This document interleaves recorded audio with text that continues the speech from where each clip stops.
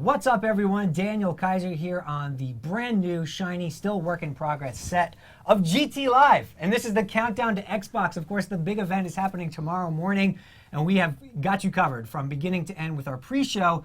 Tomorrow morning, Microsoft is announcing the next Xbox, and we've got you covered at 9 a.m. Pacific, which of course is noon Eastern, and then 10 a.m. is when all the action starts. Everyone is looking forward to it. Microsoft is, of course, counting down the final seconds, and we are going to be doing that right here tonight, counting down to the next Xbox. Brandon Jones, the voice of GT, is here. Brandon, what's going on? Not much. I mean, not much. Just doing some. Just hanging out. You know, I heard we're going to get down here and talk a little bit. So yeah, we're going to cover everything we need to know. Xbox is it? Is that Xbox? That's what they call it. That's what the kids call it. Daniel Bloodworth, of course, is down there. What's going on, buddy? And of course, Kyle Bosman is here. Sans the suit, but he's still here. And I have his laptop. And you have a laptop, so I'm you're reading still your professional. comments. I'm reading all your Twitch comments and your tweets. So if he just starts laughing out of nowhere, that's your fault. It's because somebody did something funny. It is. And of course, that's a very big point. This conversation is happening here, but it's happening online as well. You can join the conversation on social via our Facebook page, Twitter, and of course on Twitch as well. GT Live is the official hashtag that you want to use for us to see you on Twitter. If you're feeling fancy about it, you could use Xbox Reveal as well as another hashtag. But we're monitoring this conversation, and you will be a part of everything that we discuss. So what will we be discussing? Something funny was said just now. Yeah, they called us out on our random camera switch. Random camera switch. That's, I blame you back there, camera. You don't guy. miss anything. Yeah. So anyway, we're going to be breaking down all of the rumors and speculation. Of course, there's a lot going on with the next Xbox, so we want to get you up to speed on what you need to know and all the latest rumors. We'll also be, as much as we're ushering in a new generation, we're saying goodbye to the Xbox 360, so we want to recap some of that, get your thoughts on that via the polls that we've had on Facebook. But we have a great hour planned, maybe a little bit more, discussing what you can expect from the countdown to Xbox. So let's dive in, shall we? And of course, I want to start with rumors, specifically the rumor about Kinect. Now, Kinect in this last generation of consoles was something that I think was a big miss. Hardcore gamers did not connect with it, of course, but the casual consumers did, and we did see some successes like Dance Central and whatnot. But the rumor right now, Bloodworth, is that the next Xbox is going to have built-in Kinect functionality. What do you think about that rumor? Are there any other details we need to know? Last minute, has anything else surfaced? And tell us what your thoughts are on Kinect in general. Yeah, I feel like for Kinect, they really are going to have to do something that proves that it can do what they've been saying it can do all along. I think Brandon brought this up earlier last week.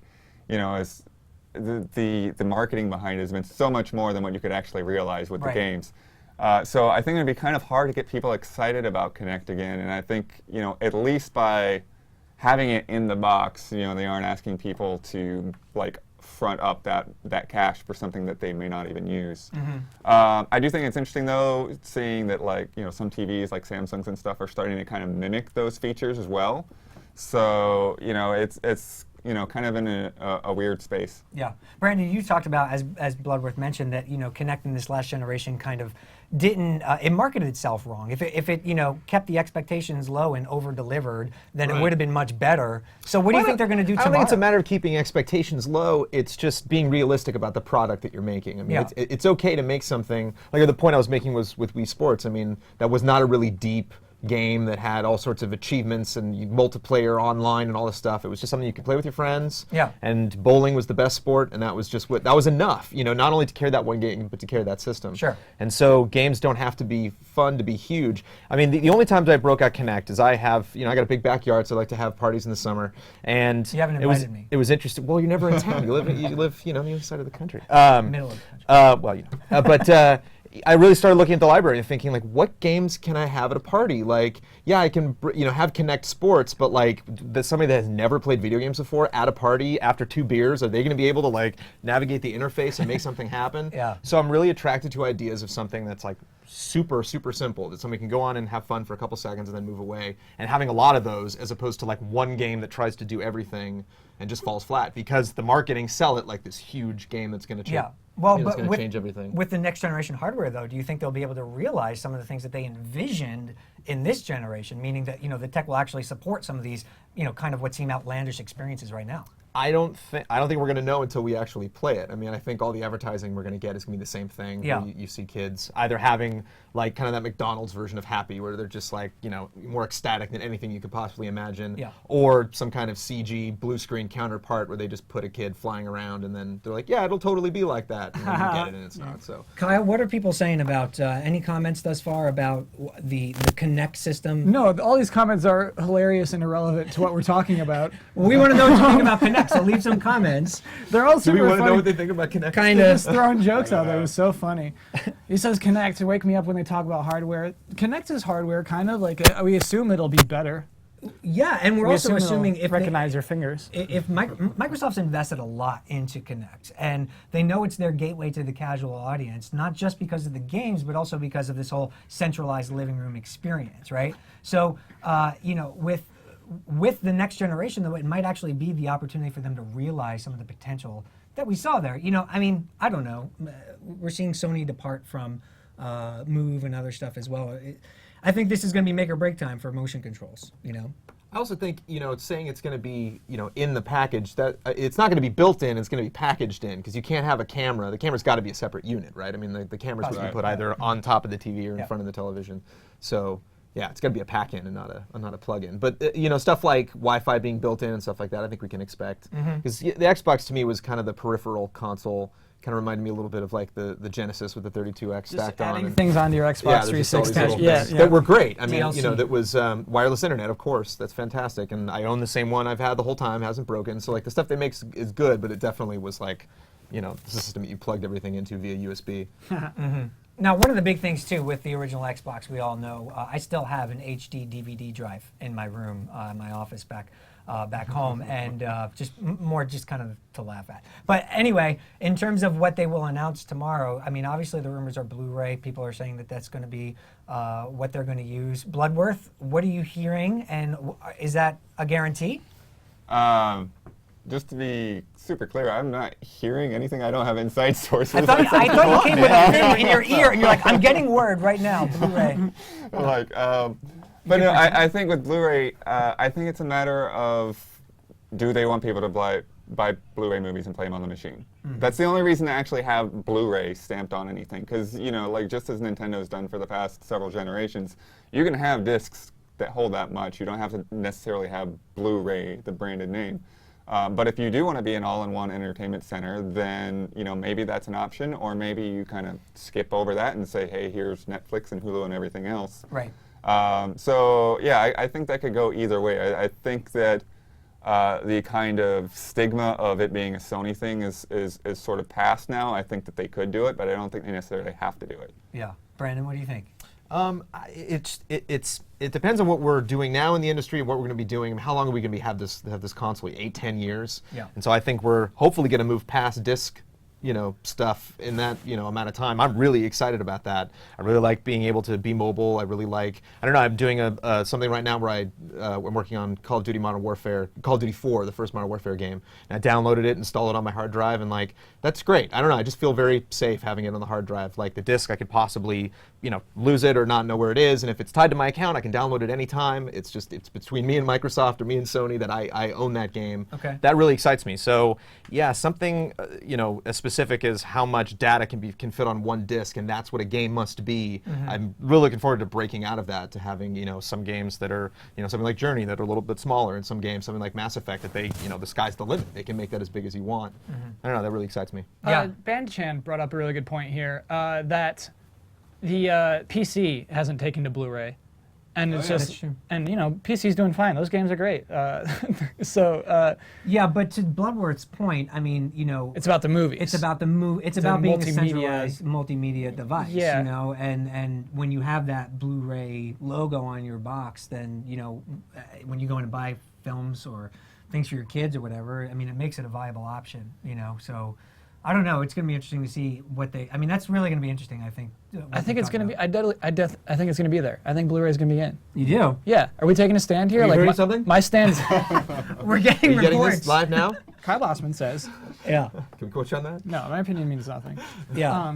But yeah, I think why not? I think it's not about this like we're adopting the same format that the PlayStation 3 has been using. It's more just like the Xbox is about making the most like streamlined, simple system possible, you know. And so That's okay. they to make any speed bumps for developers? I don't think that Microsoft is interested in doing that. So Well, I and think just, one interesting caveat too to your point about you loving to download the Call of Duty or whatever and not have it is, I mean, what happens tomorrow and what happens with the PlayStation 4 is we're going to see a lot of impact on the used game market, because if there's, depending on what they're doing with the disc, I mean, it's going to hugely impact stuff, which is a huge part of what people are speculating, how Microsoft is going to approach that. Do you guys have any thoughts on what the impact is, Microsoft's announcements tomorrow about the hardware and the disk drive, what that's going to mean in terms of used games? Well, what I think is really interesting is EA's backing off on online passes. I mean, they kind of push that forward, all these other people copy them, and now they're like, hey, we're bailing on this, So is everyone else going to bail on that idea now too? I'm really curious to see where that. But are they bailing kind of because there's progresses. something else that's like, parallel to that is going to be tying, I don't know, what I'm saying? They're making money off of that, so I can't imagine them just be like, we're going to ditch that without any, supplemental plan for making that back, Right, but I mean, I think there's been so much negativity about EA. I think they feel like, that maybe it is costing them some sales. Yeah, I heard they're a good company to work for. So, moving on, smart glass is something that people talk about a lot surrounding the next Xbox. And if you've got thoughts on smart glass, leave us a comment, because we're going to check in just a minute. But, Jones, what do you think about the integration of smart glass into the presentation tomorrow specifically? How big is Microsoft going to play that up? I can't make any predictions on specifically what they're going to do, but I'm really, really excited about smart glass. I mean, I own a tablet.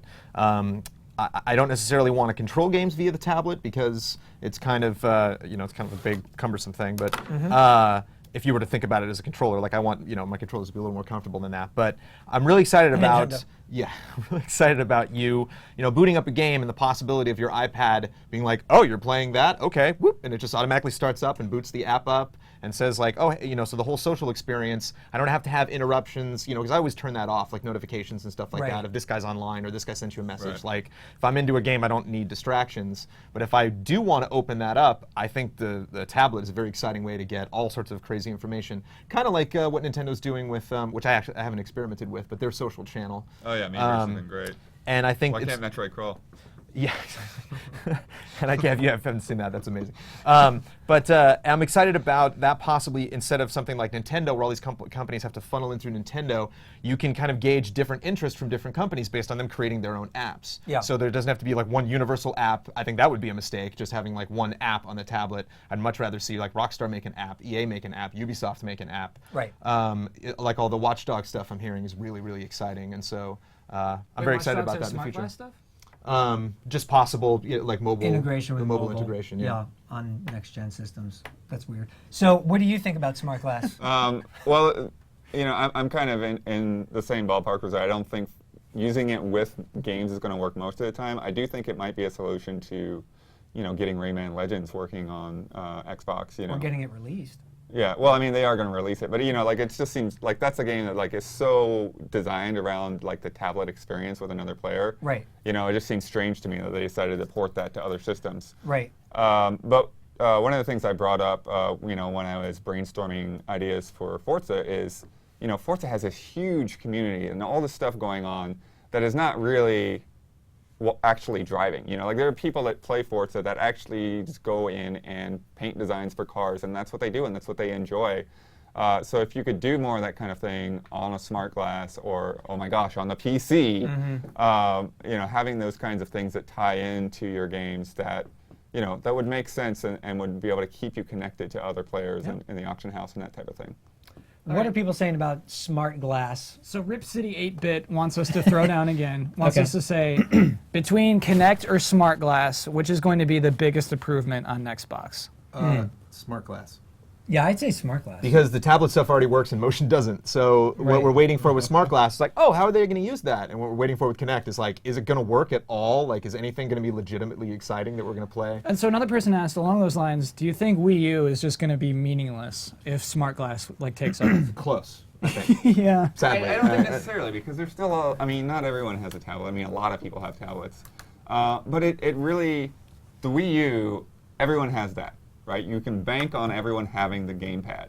Whereas with Smart Glass, like we haven't seen it take off yet, and there's a reason for that. It's because people aren't sure of like how many people are actually going to be using this interconnection. So it's this kind of chicken the egg thing. It's like, okay, you need good things on there for people to use it, but without people using it, people aren't programming for it. Yeah, but I mean, to answer that question, I mean, I do see that smart glass is going to be more of an immediate type of impact type of thing, whereas Kinect, depending on what they do, I mean, maybe we'll see more tomorrow, but I think that Microsoft's going to be more heavily invested in smart glass because of the fact that it is something that idea that I could take out this device that I already have and start interacting with the game, or have notifications given me, or this augmented type of experience that we're not used to.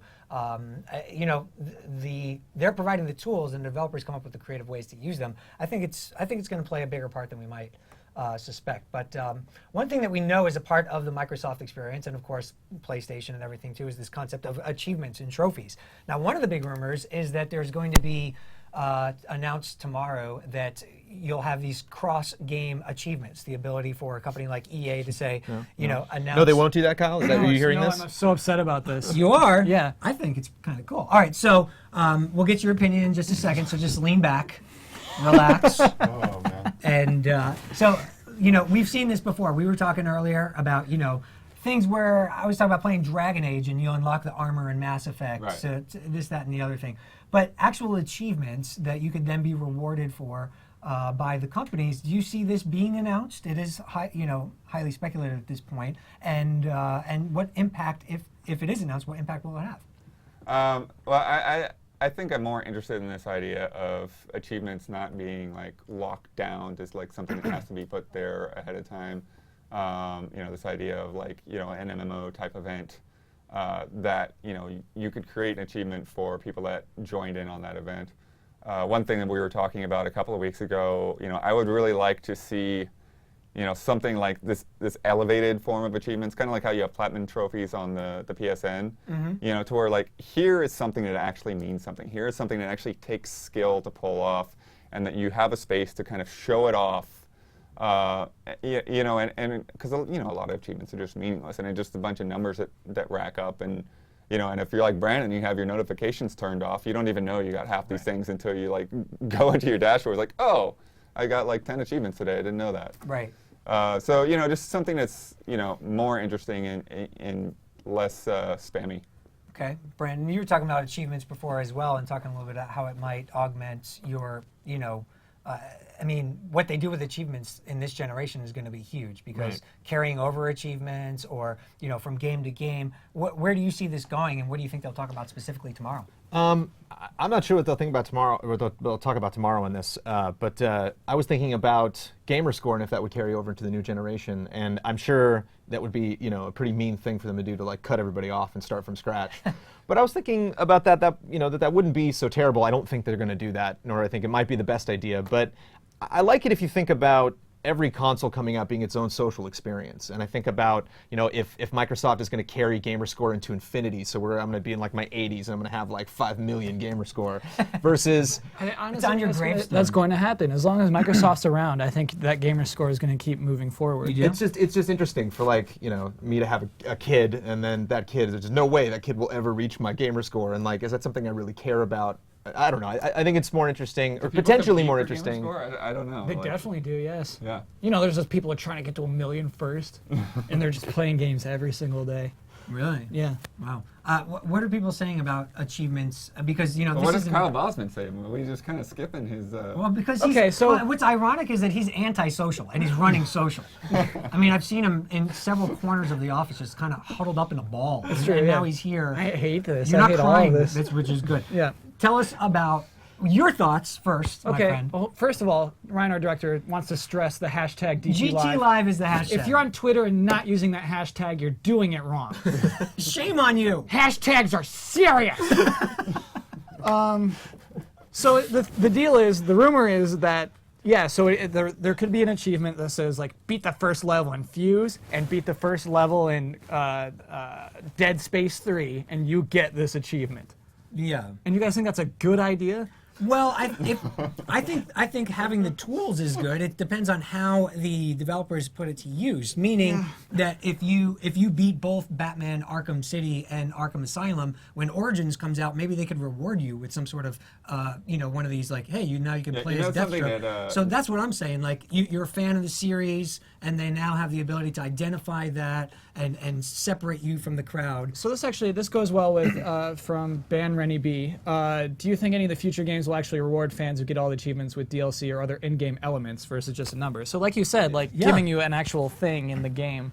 Do you think that'll happen? I think it needs to happen. And Well, here's Need for Speed has been doing that for a long time now, as far as like loyalties. Like they'll check and see if you have other Need for Speed save files, and then right. you'll get some almost useless amount of credits for that. But at least it's kind of a gesture that you're being rewarded. And for I think that's going to be more being a fan. because we're talking more and more about digital distribution becoming more and more prevalent. Also, the idea that we're being nickeled and dimed as gamers. We all know, with pre-order bonuses and this, that, and the other thing, and this skin and that skin.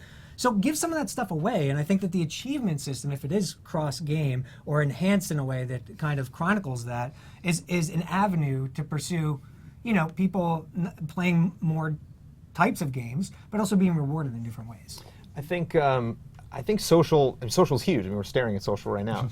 That's true. And I think you said interesting words was gesture, and I think in this day and age, especially in the next generation, gestures are going to go a long way. Yeah. Like, I know a couple of gestures. I thought it was a really amazing, poignant moment to see the guys from Sony get up on stage and be like, "We're sorry, we got hacked. That was a terrible thing that happened to our community." So that's what you mean by gesture. And it's like, wow, they're actually actively talking directly to their community, and being very, very honest. And I'm wondering, what that guy's day is like, or what it's been like at work for him, having to deal with all this stuff. So I think if you respond to these things with that kind of transparency, that kind of one-to-one relationship with your consumers, and you give them cool stuff because they're giving you cool stuff, as in their cash. Yeah. I just think that really helps, balance that relationship out. And I think that'll go a long way. I think gestures will go a long way. Any other social comments before we move on to the last rumor in our rumor section? Okay, here's a crazy idea from Jay Boyd, 1829. What if achievement points were spendable currency you could use for purchasing DLC elements, like Ubisoft has done with their point system? What if achievement points were... Like you use them to spend, I like that idea for sure. as a DLC currency. I think that's amazing. I don't think that publishers would allow you to spend achievement points in one game on something for another publisher. Do you know what I mean? So I think like Ubisoft wants you to spend it within Ubisoft. Like I can't imagine it working in cross-platform. No, you're not. But maybe even in game. So one of my favorite games of last year was Dishonored. I could easily see that playing out to where you get this stealth achievement, you do this, that, and the other thing. Next time you start a level, you actually have more currency to buy gear and equipment based, But at that point, it's not really achievements. It's just kind of... Well, I mean, that'd be a kind of a really rocky economy, because it's like you're saying if something's 10,000 points, Just it's like well, I can get 10,000 points really easy in one game versus another game, and I might not own that game that I got the 10,000 points from. I might have borrowed it from a friend and popped it in for 5 seconds, and all of a sudden I got, paid for something. It's a really cool idea. I don't see Microsoft doing that, though.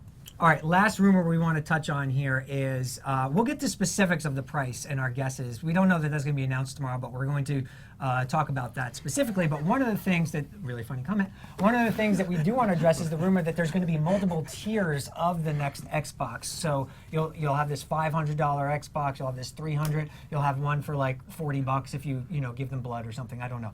So what do you, not this blood, because he's ours. Yeah. What do you think, Mr. Bloodworth, about the idea of having a tiered, we've seen this obviously already, but is that something that you think will be a part of the press conference tomorrow and a part of the strategy for Microsoft from day one? It's hard to say what they'll do tomorrow. I have a feeling that will probably be more of the focus tomorrow, and then they'll save a lot of the big games for E3. So the hardware and everything. Tomorrow will be kind of the hardware plan, but I don't think that they'll go so far as to talk about pricing yet. But I do think it's interesting how last generation kind of introduced this tiered system for different consoles. And the other thing that's really kind of weird that Microsoft did to kind of flip the script is like the last year they've been offering this like subsidized like cell phone plan Xbox. Yeah.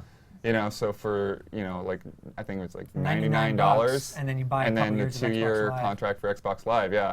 You get a 360. If they do something like that, if they could keep up with like all the people that would cash in on that, they could kind of have a really potential of successful. changing, potential of changing how people buy consoles. Yeah, on credit. So what do you think about that in terms of how are they going to be aggressive? Because like we said, that program has been very successful for them. So do you think that they'll come out of the gate with a model with several different SKUs that are going to be accessible at different price ranges? Sure. I don't think we'll hear about any of that tomorrow. I Okay. think maybe at E3 they'll announce. I mean, yeah, they'll probably talk about the specs of the system, but I think. Yeah, I think that's something they want to get people excited, or at least I would think they would want to get people excited about just the idea of the next Xbox, and but basically bring it a little bit short between talking about specifics of what people are actually going to be paying for it, or how that's going to be broken down, and then because I think that just gives them too much time to think about it, because we probably won't see this until Q4 of this year, so that's a lot of time to really debate on whether you have the money or not to pay for it. I think if you get people excited and then you hit them with the price tag, then they're like, it becomes more of a quandary for them. It's like, wow, I was really excited about it, but now it's a little bit more expensive or cheaper. True. Now, don't forget, obviously, tomorrow morning, I can't believe we're getting this close. It's getting very exciting that tomorrow morning, the next Xbox is going to be revealed. And we are your source for everything Xbox as Xbox A New Generation airs on Spike TV and GameTrailers.com in the morning, 9 a.m. Pacific. That's noon Eastern is our pre-show. That's when we go on air. We'll have special guests talking about up to the minute, the very latest details that you need to know before the main event, which goes down at 10 a.m. Pacific. Do the math. 1 p.m. Eastern, and that's when Microsoft is going to take to the stage and start taking the internet by storm. And of course, we'll be there. You can watch it live on Spike TV and GameTrailers.com. We'll even have a post-show with Microsoft's Don Matrick going one-on-one with Jeff Keighley, talking about everything that was announced tomorrow. So you definitely want to check that out. Now, as much as we're excited to usher in this new generation of Xbox, we've been polling the GT audience and everyone here in the offices as well to talk about Xbox 360. Obviously a very relevant platform, has been around for quite a while now. We've done lots of media on the site because we've had the time to talk about Xbox leading up to the reveal tomorrow. But we're going to spend a couple minutes right now talking about a segment that I like to call Memory Card Lane. Actually, I didn't name that. You do like to call it that, I don't do you? like to call it that. You really enjoy it, Even though don't you? nobody- Sold that. I think Nobody really Ryan uses a memory Stevens card named on it the that. Xbox Because I 360. said I still have one, though. memory card. Memory card's gone? Kyle, have you heard anything? Yeah. Memory card's gone. Memory cards gone. I'm hearing right now. They're coming back. They're coming in. Okay, so in this segment, we're going to basically discuss our favorite Xbox 360 games and give a little reason why, and then check in with our audience. So we have a poll, an official poll for this on Facebook. I hope you voted. And if you didn't, you can still interact with us using the hashtag, what? Say it all together. GT Live. That's right. Okay, so here we go. Let's start with you, Mr. Brandon Jones. Favorite single Xbox 360 game? What the heck is it, and why? Well, I got to go with an exclusive, because I think it's kind of silly to talk about. Because anything I'm really excited about, like Red Dead Redemption is probably my favorite game of this generation, but I could have easily played that on PS3. I just happen to have played it on 360. But Dead Rising, I think, was probably my singular most exciting video game experience of this generation, where I experienced content, like Kyle likes to say. And just because that was exclusive to that system, I think, correct me if I'm wrong, social people, but I think that came out before the PS3 launched, so I think that was one of the first kind of next-gen, really silly next-gen game, and certainly doesn't hold up by today's standards of how far we've come in this generation. But I remember getting that game. I remember blocking out a whole day, which I really never do anymore, like just to play one game, and I almost got through that entire campaign in one sitting. And I really enjoyed it, and I just recently got an HD TV, and that was just a really pretty game. I really enjoyed it. It defined the Xbox 360. It was just it was a very unusual next-gen gaming experience. I hadn't played a game like that before, and like I said, it's a hokey game. It's a very silly game. I wouldn't call it like the pinnacle of this generation. But as far as memories go, that day was really fun for me. That I was able to probably mostly just to block out that much time. Yeah. That's probably what I'm most happy about. That I play video games for 6 hours, which I rarely do anymore. Hey, what gets your blood pumping? I'm kind of in the same boat with Brandon. Like some of the games I spent the most time with are not really exclusives, like Fallout 3 and Mass Effect and stuff like that. Somehow I became the go-to driving guy around here at GT, so the Forza series, I think that they've really stepped it up, and they keep stepping it up, and then, I was really excited for Forza Horizon last year. It was not the same old type of simulation thing, but it was more, it's kind of that nice blend of like something that feels kind of realistic but isn't too punishing. And then I just started messing around with the Rally DLC that that's way too expensive last week, and it's like this is pretty hard. This is really hard rally stuff. But yeah, it's just been like a great mix of having off-road stuff and open world stuff and street racing and all of that kind of like in one racing game. Cool. Before I get to mine and the socials, who's the boss man of games in your life? My favorite Xbox 360 game? Yeah. Man, I don't know. See what I have Thanks to for deal with. researching that before the Yeah, great. before our broadcast I here. don't Kyle. either. Compelling I thought I What was a great supposed to give, like, experience. opinion. I don't know, like Mass Effect? That's Great, my thanks, game Tom. too, Moving which on. just makes me feel really bad. Okay. All right. So do you have a So game? yeah, I want to do social because I'm seeing like a ton of Bayonetta. I'm seeing a lot of Lost Odysseys getting a lot of callouts, which is Oh, really that's cool. that's interesting. Lots of Halo 3, of course, but I mean, Yeah. why not? And just assorted other. There's like a lot of variety actually that I didn't expect to see in There's this. Dead Rising. Crackdown. Someone said, yeah, Yeah. exactly. Can you bring up our poll and we'll actually look at the numbers on that? And I'll Sure, just mention but that you the. do- Sorry, go ahead. You do yours. I'm sorry that I ruined yours. We could hash this out later, guys. The original Mass Effect was probably my favorite Xbox 360 game, simply because, a lot of people who know me know that I love the franchise, and although I didn't love 3 as much as I was expecting, and I think 2 is my favorite game, the original Mass Effect really kind of showed on the Xbox 360 to me where RPGs were going, and even though it was available on the PC as well, that was something that I just probably won't ever forget, playing the original Mass Effect. I had gone up to do interviews with Microsoft about the game and talk with BioWare prior, and I was just so excited, and then the game delivered. So, that game is very special to me, Mass Effect, and Mass Effect 2 I think is probably my favorite game of, this generation. But there you go. So what do people have to say in our Facebook poll that we uploaded last week? Facebook definitely coincides with your own opinion. 133 people said Mass Effect 2. Is that number one? Yeah, it's number one. Okay. Beneath that is The Elder Scrolls V Skyrim. Okay. Beneath that, Fallout 3, then Okay. Halo 3, and then Uncharted series. Oh, wait. Uncharted. Yeah. Wrong console. That's the 5th entry. Is Oh, Uncharted wait. series. Oh, wait. Okay, I got you. Appreciate that. That was good. How many Red Dead people voted? Redemption's up there. I got you, okay. Mass Effect 3, of course, BioShock, Grand Theft Auto 4, Well, and Batman Arkham City. I don't think there's any doubting, too, in that poll. And this is one thing I think Microsoft has to address in the next generation is console exclusives. I mean, Sony, Sure. with franchises like Uncharted and God of War and The Last of Us now and all this stuff, they've really done an amazing job with console exclusives. Whereas, really, when you think of console exclusives with Microsoft, really, I mean, Halo and Gears of War are really the only main, and Forza. Yeah. But, I mean, Exclusivity is interesting because it's almost it's something I don't know. Like, from a journalistic perspective, if you were to ask me, if they had more exclusives next gen, would they win? I'd say yes. Sure. But do I really want that? Like, do I think that makes games better? Like, just to have it exclusive to something? I don't know. I think that it's such an issue because of how much Sony has dominated in this gen. really have. From you look like, oh, the downloadable market, and like they have the best games. And you look at like, oh, of the exclusives, you weigh them up. Like clearly, like there were some dynamite exclusives on the PS3, and so I think Sony's kind of made it an issue by how much.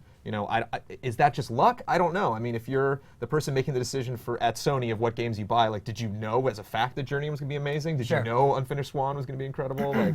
Do they just luck out because these games turn out being, to be amazing? Or, well, I think that they foster that a little bit more in the Sony camp. That concept of, you come to PlayStation for these exclusives. Yeah, I feel like they act somewhat as a curator a lot of times. Yeah. It's like they have an eye for these things. Like Unfinished One's a great example. I mean, this was this kind of weird little idea, PlayStation and they give people the time to kind of like make that work and turn that into like a really cool game. Yeah. No, I mean, I think it's blaringly evident that, when there's really only one console exclusive that we're all talking about, that has to be a big point for Microsoft, or maybe they're just doing just fine, and it doesn't matter. But anyway, it's really nice to take a stroll down memory card lane. So thanks for joining us, and thanks for your input on that. Again, I want to remind you, we're going to see the next generation of Xbox games tomorrow morning. 9 a.m. Pacific is when things kick off with our pre-show, and then 10 a.m. Ryan's pointing at something. Oh, we're saying goodbye to Bloodworth. Oh, we're saying goodbye to Bloodworth.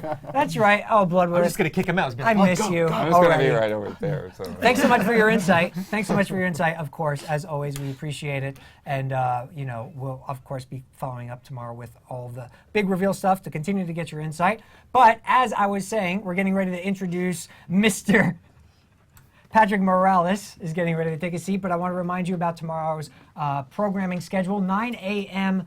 Pacific, if you already haven't gotten this point drilled into your head, that we have our pre-show, and then at 10 a.m. is when things actually kick off with Xbox, the new generation reveal.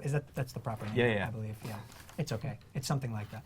And then at 11, we have our post-show where Jeff Keighley is going to be talking with Microsoft's Don Matrick. So you don't want to miss it.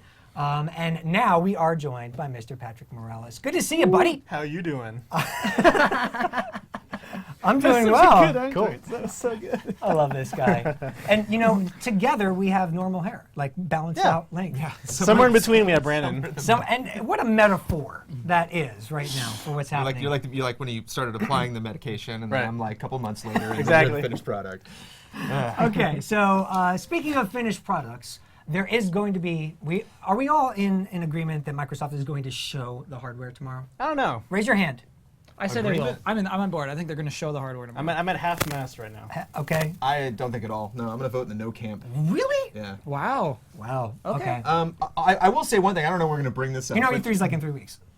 Yeah, I know that. I just think the delay makes me really nervous. You know, it's like, I mean, there are all sorts of speculative reasons why, Microsoft could have delayed from their original time period. But I just see that as something that would change so much, for when we could actually, buy the console later on, that I could easily see that as something that they have not finished up on and are a little scared to, like, show something. I would agree with you, but Major Nelson, Larry Erb, actually had tweeted during the PlayStation, or shortly after the PlayStation meeting, hey, you have a big console reveal and don't reveal your console, and you kind of called them out for it. And because of that, it seems to me, and that was several months ago. So because of that, that seemed to me to put in my mind at least that they're ready to show up with this thing tomorrow. Fair enough. So, and what will they show up with?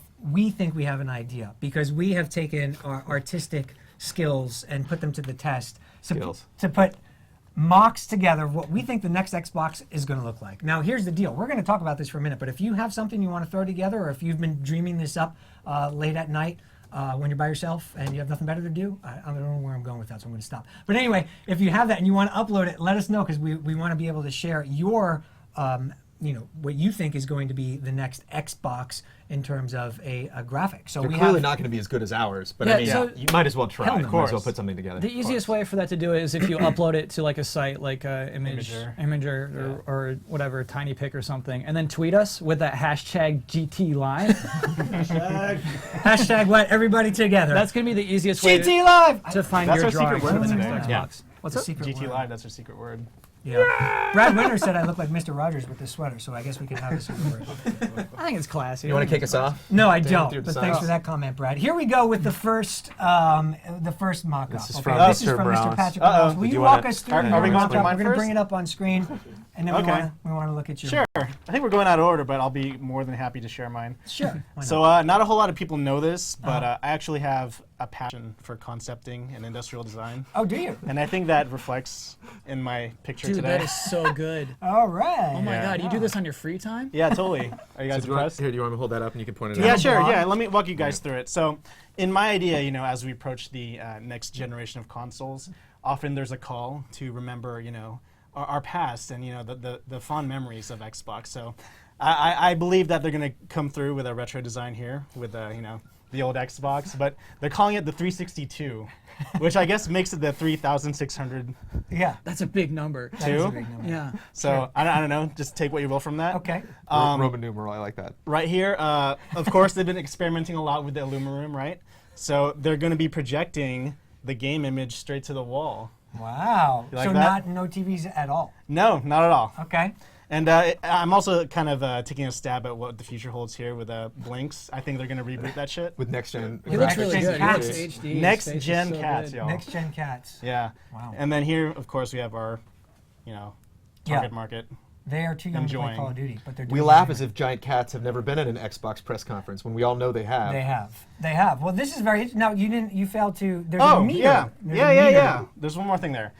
So obviously, The Verge broke news that, possibly Microsoft will be abandoning the point system Yes. in the next gen. I take that literally. So now they're going to have money, which you can, pay on the go. like literally have a meter. Yeah, I exactly. think that's genius, actually. Return to cash. Yeah. Everyone likes cash. Yeah. It's convenient. They So there you have it. That's my concept for the next Well, 360. I think I love that you took that. he so got a lot seriously. of lulls. I got to be honest. I think it's going to be hard to match up to. Jones, do you have a mock? I do. I was surprised. You know, we've had 2 Xboxes before, and neither one have done the obvious, the X-Men design. So what I like to call the uncanny Xbox. You have your Cyclops visor here, which is what you put your disc in. Yeah. Oh, cool. Nice. And That then is you pretty Does it got shoot it back out? and then you got the button that it shoots it that goes through your wall of Very your cool. living room. I like and then, it. It's very Jim Lee. Thank you. Very throwback. And then you got your power button right there, and all of this lights up when it's on, and it plays the metal theme from the '90s animated show. Every time Nice. you boot it up. As long as you're playing all the time. I'm down. I'll buy that. The It's not an endless loop because it's always in an endless loop in my brain. So Right. that's my design. I think that's beautiful. Thank you. Yeah, yeah. I would really like to see that. I'll go very next. nice. This is, I was a little more serious than these guys.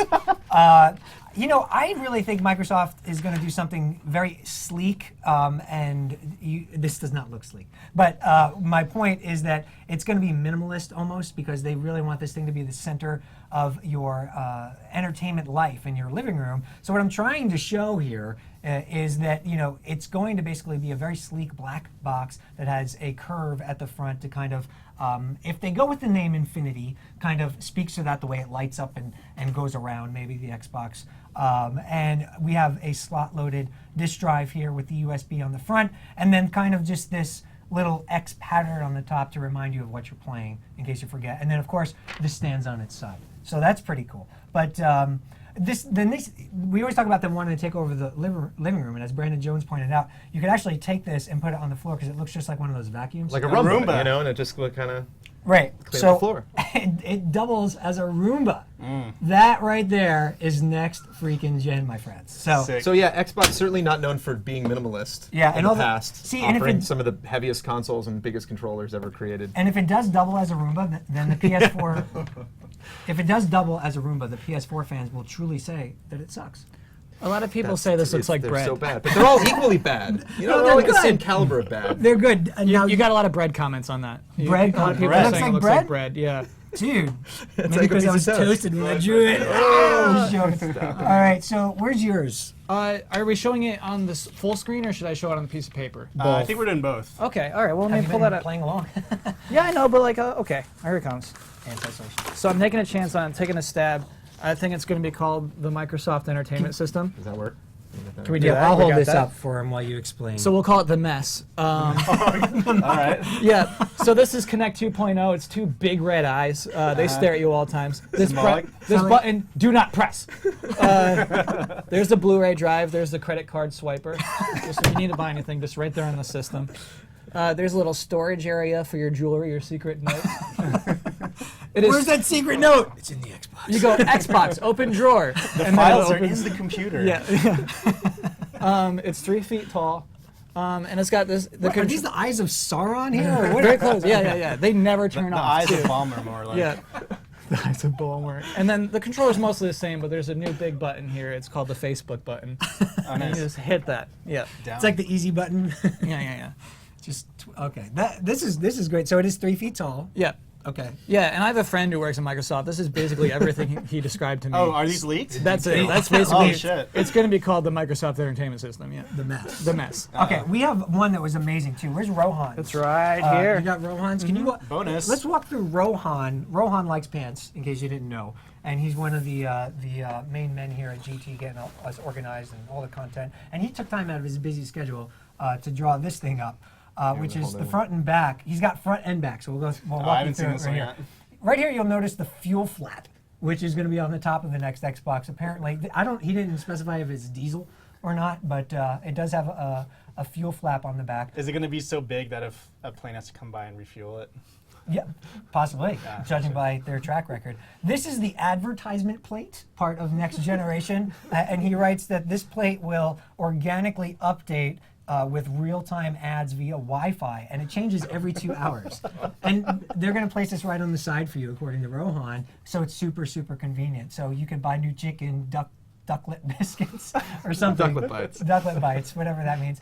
And then there's 5 or 6 USB ports on the back of the console. And then up here is the Thunderbolt in jack in case there's ever thunder in your area. Because we all know that Microsoft loves Apple. Yes. So let's flip this thing around there. Mr. Oh my, Jones, yeah, I and was take a look at the reading what was front. on the back there. Here's another plate. I don't see know that. what this is. Oh, you know what this is? The advertisement's on the opposite side. This is the mirrored front plate because, as Rohan says, the device is the user. That's right. So you will always see yourself when you're playing, which for me is great because I can check my hair. And then up here, it has padded baby-safe corners, for the casual gamers out the there. casual gamers. Them out babies there. love Xbox. Again, the Starting fuel young. pad on the top. And then next Xbox, super drive 2 times the size of a regular optical drive. So it's going to have a super drive on that. So Rohan, I mean, Yeah, This- extra credit for Rohan. I think we might want to call Huey Lewis because this is it. I can't every time. Oh boy. It hurts. It's definitely the most feature-rich out of the lot. Even the ducklet bites. Yeah. That's fantastic. Yeah.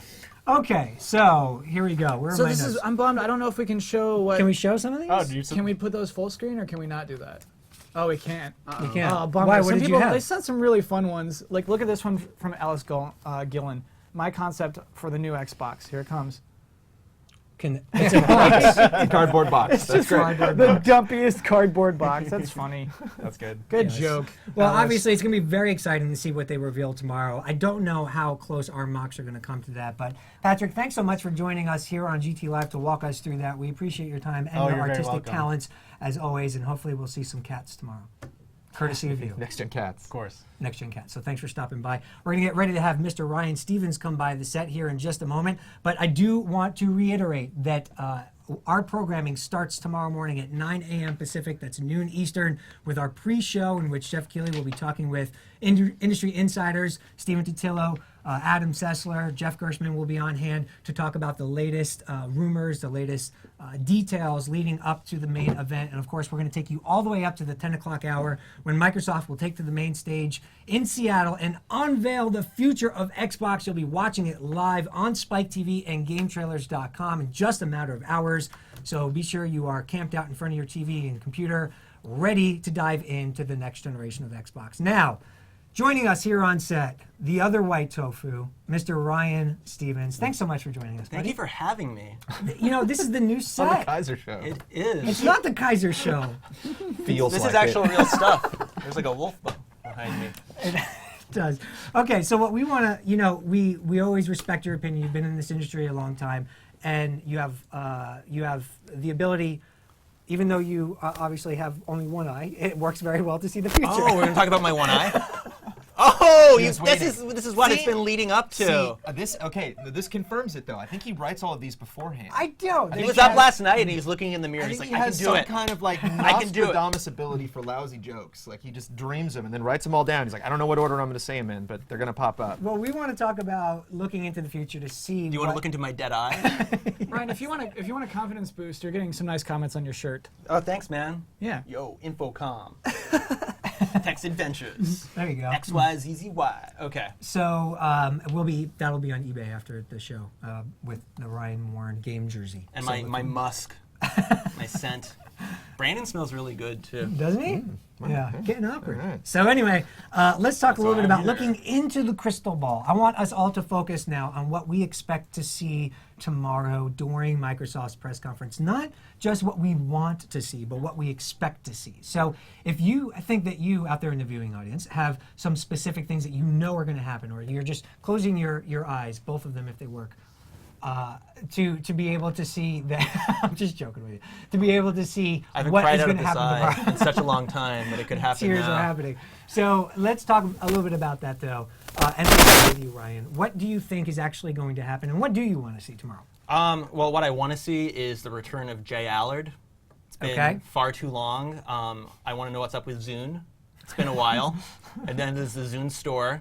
I wonder if what's up with Jay Allard. Yeah. What I Can actually we start that trending? What's up with Jay? Yeah. Just direct- Do you remember he lost that bet with N guy and he had to wear like the fake dreadlocks? It's just And like I called early the PSP. Kotaku days, I feel like. Such a strange time. They had Yes. such an obsession with Jay Allard, and then he's like, guys, stop it. I'm just The a best part human about being." Jay Allard was when he was like a Windows 95 developer. There's photos of him like as this like puffy dude who's like on the website like eating a donut. He's like, there was a start button on the Windows 95. What I actually expect to see tomorrow is I think it's going to be a pretty tight show. I Yeah. think it's going to be very to the minute, pretty exact. I feel like Sony has a tendency to go long, start late. I feel like Microsoft, they're doing it at like their own campus, I think, and Yeah. all that stuff. I think it's going to be very exacting. They're going to be really sure that they're broadcasting what they really want to broadcast. And to go, be a little less vague, I think we are going to see some games, and I think we're going to see a lot of kind of pushback to what PlayStation 4 set, and basically setting up a spike for E3. I would love, and again, this is going more on want, all the rumors, I don't think this one got brought up earlier, the rumors about them becoming more of having a stronger first-party pool of developers. I would love for them to introduce a new team. I mean, it's cool if they bring out Rare. It's cool if they bring out 343. That's a cool idea. Who makes the Forza games, Blood? Turn 10. Turn 10. That'd be cool, but I want them to be like, this is, help me with a new name, Kyle. It should be like Microsoft's new Fish tanks. R&D Flourish. 69. They're called Flourish. Flourish. Yeah. XP. Yeah. 8. Flourish Yeah. XP8. Yeah, Okay. those are excellent. I would actually. like them to embrace that, they're heavy swinging, because, they, especially in the United States, they've been like kind of a dominant force. I know worldwide the numbers are a little different, but they had the year head start, et cetera, et cetera. I want them to try to like claim the throne, just as I kind of wish Sony had seized it. I don't know if that's going to happen, though, but I think it's going to be setting up a spike for E3. Sure. Okay. Jones? I fell in love. I believe it was Modern Warfare 3. I loved that one. I think it was E3 where they came out and just turned on the 360 and just started playing. Yeah. And like, that might not be like the de facto most awesome way to start a press conference, but I really loved that. And I know, we'll probably be seeing a Call of Duty game. Ghosts maybe. Yeah, we will see And so I don't know if you start with Ghosts, but it'd be really great, especially for a new game announcement. That'd be pretty crazy. Like, I think Sony got into trouble a little bit by making a big deal about stuff like. Knack, starting with Knack probably wasn't a smart idea, but specifically Blizzard, making the big Blizzard announcement, and then he comes out and says like, oh, yeah, it's just the game you've already played, and it was kind of like Arkham City on the Wii U, like, oh, okay, that was the just like a weird thing to. I hope Agnes Philosophy is there again tomorrow. That would be so great. They get a special medal. They get a special achievement if they're at all 3 press conferences. But I really like that. I really like starting out with games. I hope we see lots of games tomorrow. I don't know. Bloodworth said it was interesting that he and it's interesting they are on the campus, so maybe it will be a more technically focused press conference, and we won't necessarily see a bunch of games. But apparently, that's why I'm 2 minutes. If anyone listened to the most recent Major Nelson podcast, they did say it will be hardware at the reveal and games at E3. Okay. That's from David Byers. Thank you, David, Thanks, Dave. for listening to that podcast. Yeah. I wonder if that means, because we already know about Ghosts, I wonder if that just means there won't be demos. Maybe they'll just roll Well, we in know stuff. there's going to be games. I mean, we know Yeah. Ghost is going to be there. We know FIFA is going to be there. We know UFC is going to have some sort of presence. And maybe these are announcements. But Yeah, it could be someone going up, being like, hey, we have a game. Yeah. But I think we're going to see some stuff. I mean, otherwise they're buying TV, or is it whatever? It's going to be on TV. Sure. They want to make sure that it's something that's entertaining and informative. Yeah, to me though, that is, if they are going to show the next generation console, do they lead off with it or do they close with it? Do they show this demo of Call of Duty lead. Ghosts and then come out and like the thing comes out of the stage and it's like there and there's Maybe it's So there's content. this. So there's a girl, right? And she's got it like in a bag. Yeah. And she comes out, And just she- like some random girl, and then she Yeah. puts it on a table. I'm thinking, I don't know. Why am that I what having you're this saying? image in my mind? I don't know. What are you envisioning out there? What are we hearing on social here, Kyle? Lots of jokes. Lots of jokes. A lot of people are hoping for announcements, but I guess with that Major Nelson thing, and also some rumors say that there's going to be no announcements tomorrow. They'll show games that we've already heard of tomorrow, but mostly tomorrow's about that hardware. And then the big, oh wow, this, and games. this is going to be happening at E3. Who Yeah. mentioned Batman earlier? He was talking For about Wii U? Batman. Well, I was just thinking about how we got the teaser last week, and then today we got the CG trailer. It'd be interesting if it was like a tic-tac-toe, and tomorrow they show a little bit of the new Batman game. Sony spent But- a lot of time in its press conference talking about something that was very relevant, but it was almost like they had to do it. They were forced to spend that time getting up to speed. reassuring both developers and the masses that this new PlayStation 4 is more developer friendly. And they spent so much time talking about that, which is a great thing.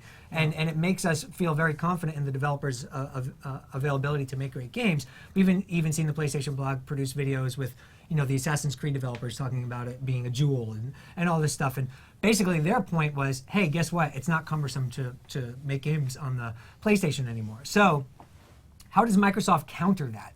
Is Microsoft going to spend a lot of time talking about what? This is the next generation of what? We already know they've been great for developers in this console generation. So are we expecting them to hone in on something specific? Maybe just the raw power of the device? I don't know what else they would talk about. It's just no games. If people Oh, are man. saying it's just going to be They a can talk tech about thing, that tech better be They can pretty talk awesome. about the apps. They can talk about how it's going to be. There's going to be a lot of boring stuff. It's like you can load up a Redbox app or something. I don't know. Yeah, it is going to, honestly, they'll probably do that. It's probably going to be like, and now we're going to show you how you can listen to music on the new Xbox. But it's and only, we'll all only an listen hour at that point. So you think it's going to be 60 minutes of boring? What's the boring to not boring ratio tomorrow? Good question. I Or say you don't want to take a nap? 30% Snack break. 30% boring. 30%? Whoa. Dead serious, 30% No, boring. I disagree. I think they know that all eyes are on them. And let's not forget that this is unprecedented that we have these companies doing this prior to E3. Right. So they know all eyes are on them. They've got to make it sexy, and they've got to, they're building this special thing on their own campus. From what I hear on the Microsoft campus, it's getting pretty tense. And a couple of you got Yeah, that. they got that. That was a But, delayed one. but they know that everyone got is it. watching. Is someone keeping count here?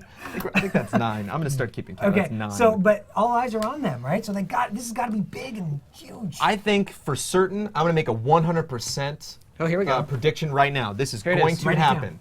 That there will be a montage of Xbox and Xbox 360 games. I said it. I don't think Wow. they're Said going to it. have anything to do with Xbox 360. And if they want to line up, I've said this before and I'll say it again, they need to have developers in a white background talking about why the system's cool. Nintendo did it, Sony did it, Continue the trend. they called them out. Ghost of John Lennon shows up. Whoa. Okay. Are there any, down. before we move on to the next topic, are there any legitimate type of things from our community about what they expect to see tomorrow? Mr. Kyle Bosman. Last Guardian. Not Legitimate, Bosman. Kyle. Yeah, not a lot of Legitimate. legitimate things, right? Like Last Guardian would be, that'd be a crazy What thing. PS4 games will be on Can the you Xbox? imagine them saying Half-Life Half-Life 3? Like, no. Connectimals 2, probably not happening. Okay. I'd say it probably is. I don't know. Bloodworth says Connectimals 2? Is Frontier on anything anymore? So nothing really. Holograms. Yeah. Thank you. Oh, Illumiroom. What do you guys think about the possibility of that being a real thing and that's like going to launch with the It's system? real, like how the Surface was a table and then it became a tablet. Yeah. It's it's the CES room of the future thing at this point. Okay. Okay. All right. So thank you so much for your input on that. And thanks, guys, of course, for your predictions. I want to remind everybody yet again, tomorrow morning, 9 a.m. Pacific, noon Eastern, 10 a.m. is when the actual press conference kicks off. We'll be covering it live on Spike TV and GameTrailers.com. Don't miss a minute and check it out to watch the future of Xbox be revealed before your very eyes. Now, we I want don't to understand why you haven't said that until now. That seems like really relevant information and know. something that our users would want to know. Brad is going to be figured- So I think you should that last one was for Brett. be a little more vocal about the details, I winners. think, Dan. I just, Yeah. W. I'm gonna get it tattooed. They want I'm the gonna info. pull a, It's our here job to give it to more. 'em. I have it all tattooed right here. Okay, so anyway, now it is time for us to do something fun. We are going to. You might be wondering why this little lockbox was here. Okay, it has nothing in it right now, but it soon will have these cards, and these cards are gonna. I feel like Chuck Woolery for some reason. Are going to be populated by. that's a random one. Well, yeah, who's Chuck Willery? Who's You don't that? know who Chuck Woolery is? Kyle's a millennial. You're a millennial. He hasn't made a love connection yet. You haven't made a love connection with I'm me. positive a lot of our audience doesn't know who Chuck Woolery is. Look it up. All right. So anyway, these cards are I going don't to think get Dan knows that, though. they're going to get populated with our predictions on the price, release date, Put my name on and name of the next Xbox, and then we're going to put them into this box to be locked up until all that information is revealed. We're going to find out who was the closest on all fronts, and that person, my friends, is going to be treated very specially here at Game Trailers. Don't ask me how. Okay, I'm so- putting 2 X's on either side of my name in honor of all of the awesome gamer tags I've seen over the years on Xbox Live. Okay, I'll do it too. Straight edge. Straight edge. Guys, But there's a caveat for price, right? yeah, for price, I think it should be highest possible price because I think there will be multiple prices. I think we should Okay. bet on the highest possible price. Okay, we need your input too. Go to Facebook is where we have those, I think. Yes, we have already a poll on Facebook. We'll get the results of those in just a moment. But let's hear exactly what you guys think. Oh, here's a very specific, Whiskey Jack 98. What is November this? 12th, $400. That's is my what Whiskey birthday. Jack says. November 12th, $400. What a birthday that would be. He stole my answer. Price, name, dates. Okay. And Price. So let's go around the horn here. And Ryan, are you completed with yours? In 1 second. Okay. Okay. Am I allowed to cheat and look at a calendar? I just wrote Tuesday, mid-Tuesday, because it's going to be like Tuesday, right? Maybe it's a Sunday. I don't know. We're looking for a can't day, not like. Yeah, give us a But date. it's going to be a Tuesday. We don't care. You got to give us the date. I love how your Okay, I'm brain going on my is. birthday. Okay. So Brandon Jones, what are yours? I don't know anything about anything. I am not Michael Pachter. But Some people say he doesn't know anything either. this is true. But I love you, Pat. I see. It should be higher than this. I'm probably going to regret it, but I say $400. I just think anything over 100. I think 300 was like our typical console thing. Is that what the previous Xbox launched at? And then like the PS3 had that ridiculous price point out of the gate, and so I think $100 more than your average console price, is probably what most people are expecting. So I think it'll be higher than 400, but I think if it is, people will not be happy about that. Okay. I'm just going to put the 8th of November. I think it's going to come out in November. I'm just going to randomly pick the 8th because it's a Friday, and that would be a fun weekend. And I'm going to call it the Xbox Odyssey. Wait, is that a serious guess? What? There's already a console named the Odyssey. The Magnavox Odyssey. 2. Yeah. But I don't think there's going to be a confusion between the Magnavox Odyssey I think and you the just Xbox wasted your Odyssey. bet. That is one you will certainly not win. You're calling him out. Well, I mean, is the name like what we actually think it's going Yeah, to be yeah. What you called? actually think it's gonna be called? Well, I like that name. I'm sticking to it. What if they do it? What if it's the Odyssey tomorrow? Oh man, it's gonna be so awesome. You'll be the king. I don't think Ryan's is serious. You will be king if Kind of that's. serious. Okay. What is yours, Ryan? So price, I also, unlike Michael Pachter, I'm an idiot. I'm saying $299. Idiot. I think it's going idiot. $299. You want to go out and play baseball game? like the top tier model, $299. Yeah. Okay. Why do you think that? I think that there's going to be this kind of race to the bottom, and I hope that there, especially in the U.S., and I'm hoping maybe, though with the subsidized stuff, I think there could maybe be an offset, but I'm thinking that they're going to try to maybe make everyone buy the subsidized version so that they can just get more money in the kitty if they can get people to just buy the kind of the mid-tier one. And the rumor I've I seen don't know is- how many different types of hardware they're going to release, though. I guess that hard drive size is usually the biggest factor Yeah. for that stuff So these the, days. the rumor I said was it's not necessarily subsidized like what they're doing now. It's like certain months of Xbox Live that you'll buy. Isn't that crazy? Isn't that crazy? I So remember like that a one, 12 yeah. or a 24. Or sorry, certain years. Yeah. So if you're like but signed up for it's 2 at years like a more Xbox expensive price too, right? less expensive if the more years of Xbox Live you're willing to okay. get. So you're saying $299. Yeah. What about the date? November 12th, my birthday. Okay. Okay. And it's going to be called the Xbox backwards, the Zobix, because the 360 already kind of gave us the reverse. Zobix? Yeah. Cool. And then, like the new Guns of the Patriots, where it's like the Fox and the Zoff. I think these kind of like weird X sounds are going to be like really in vogue. It's like it's a fun thing to say, Zobix. It's way Zobix, more fun yeah. to say Xbox 360. I mean, if people can say I want to Wii, get that on Zobix. if people can say Wii, people can say Zobix. And I'm going to go on the record. I think most game console names are really bad. Yeah, so Zobix is good. Xbox 360 Yeah. is not a great. That's a bad Xbox name. sounds, name. Xbox sounds awful too. You just get used to it. Wii, everyone was joking about Wii, and you just get used to it. But like Yeah. PlayStation, Dreamcast. I know some people Zobix. like Dreamcast. I actually liked the Nintendo Entertainment System, the NES. It just sounded like a thing, Yeah. as opposed to trying to like market itself in this like weird, cutesy way. I don't know anyone who didn't call that a Nintendo though. Right. You never called it a NES? Yeah, you coming over to play a Nintendo Entertainment System? No, not just NES. Nintendo. No, but the No, three letters. NES. I came over to play Nintendo. Yeah. Yeah, Nintendo or NES. Yeah. What about you? What are your guesses? $499 US. Okay.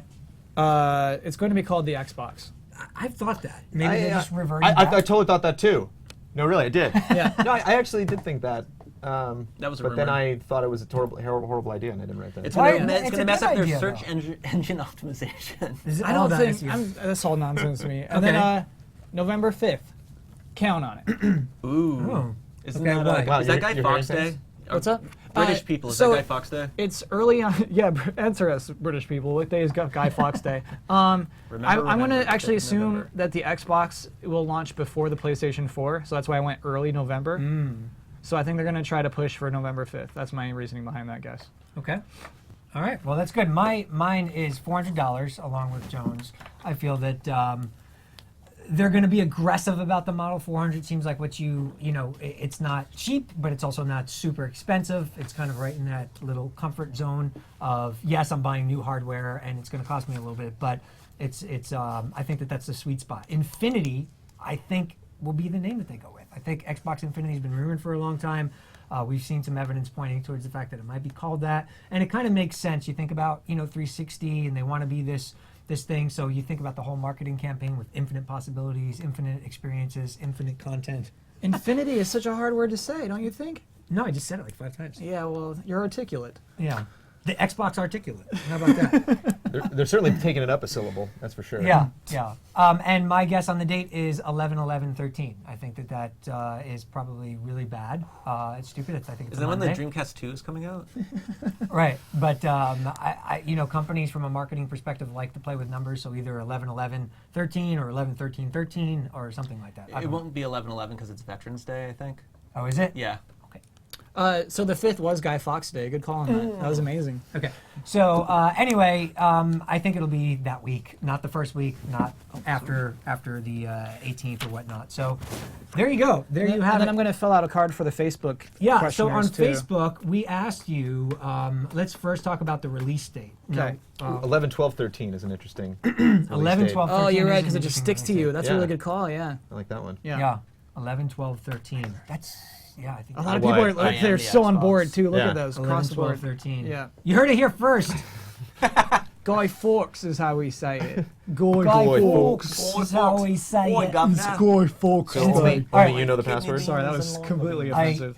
So what, Don't forget this password, guys. I don't know how to open this. Yeah, trust us, we'll You put it in slide there. it.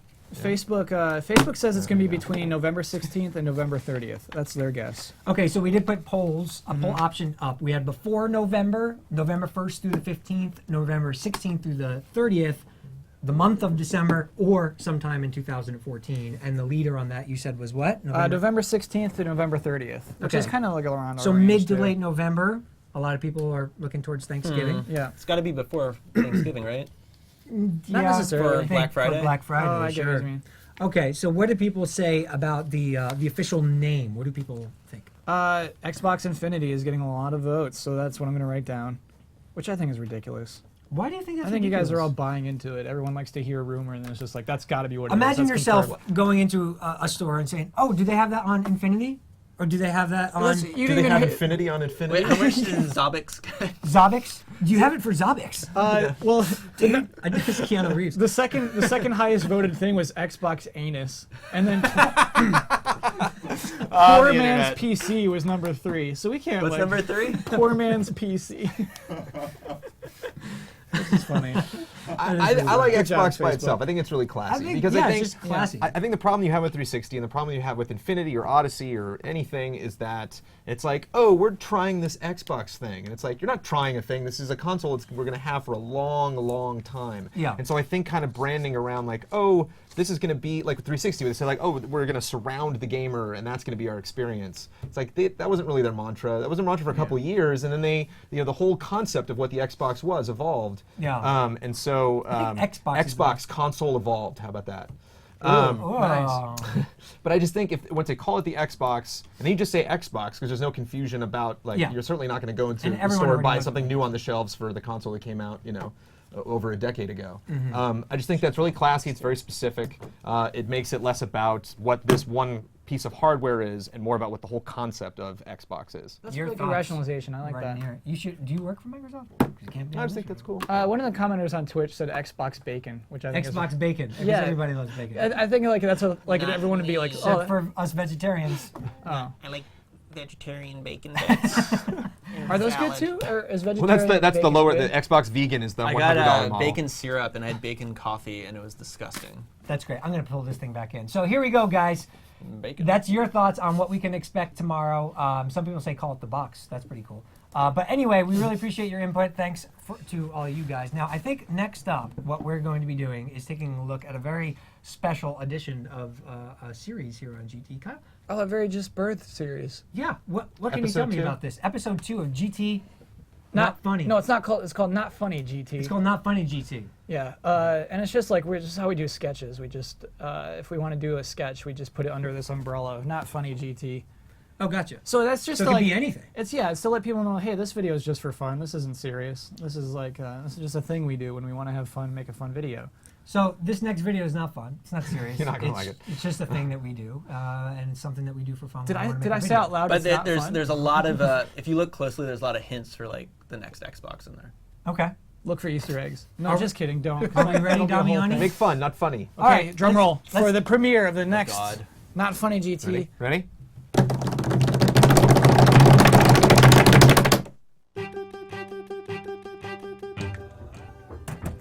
Hey, no roughhousing. Hey Ryan, what's the deal with this Xbox controller? Oh, it's broken. We should probably throw it away. Don't No, we no, have no, it? no, no. I could use it for something. I could make a video, and like I could honor it. You know? Okay.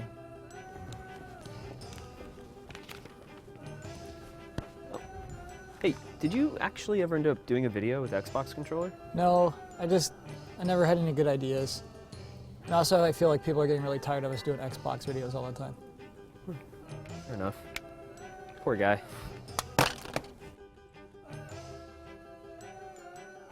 We have a problem.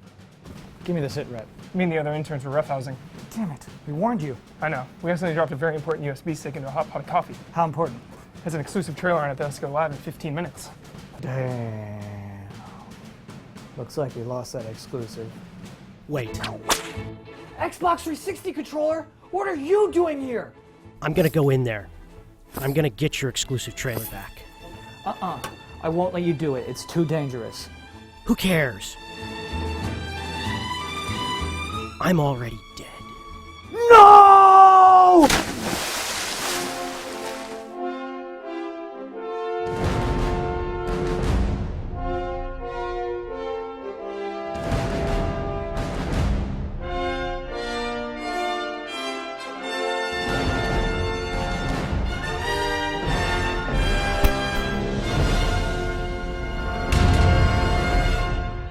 Mike, quick. You did it, buddy. You saved the exclusive. So cold. So cold. You leave us as a hero. Okay, this should easily solve our problem.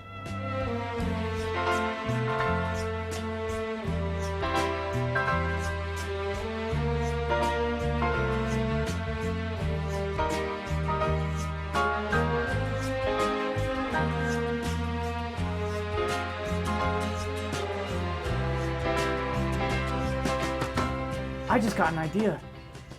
I know how we can honor you. Goodbye, buddy. Hashtag fallen soldier.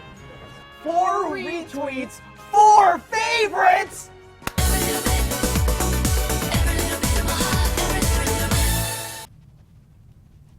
Okay, so there you go. Not Funny GT. I actually didn't get a chance to witness that over there, but the comments. You seem can like trust, yeah, they're not. What? I watched a little of it without sound, and I'm looking at the comments, And it makes sense? I think I get it. Yeah. I think I So understand what that was. Tell us a little bit about the origin of that and what we just saw. So that was a real thing. That was like a real, like, there was a real dead controller that. With a skull on it. Yeah, and I think it was Bloodworth just like was like we got to do something with this. We can't just throw it away.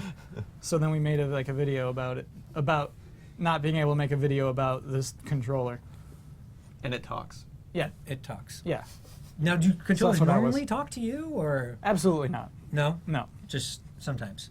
I saw you talking to the Wii controller the other day on the final Bosman. So I think you're Very kind true. of lying there. Yeah, well, yeah, that is me speaking through the controller, which I guess I do a lot, to be honest. Yes, you do, and we all do. We all speak through our controllers because they are our gateway to awesome gaming. And of course, the next generation is going to happen. Segue.